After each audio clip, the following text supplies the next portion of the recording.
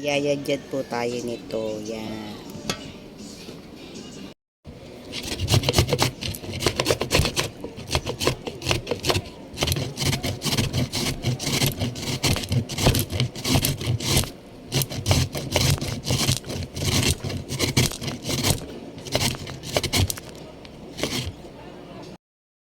Tapos na po natin siyang yadyarin. Atin na pong pigaan.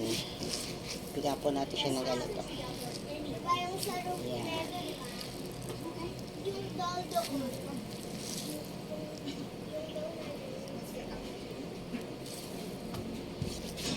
Pigaan po natin.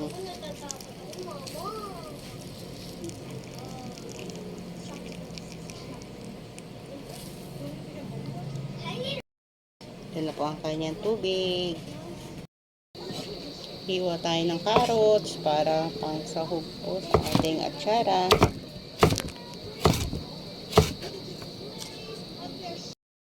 Lagyan natin ng lara.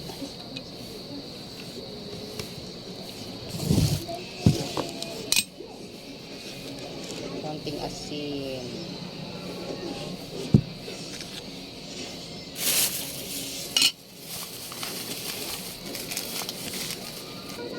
Sukal.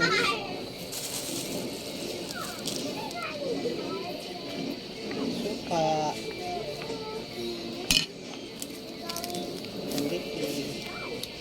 Paminta.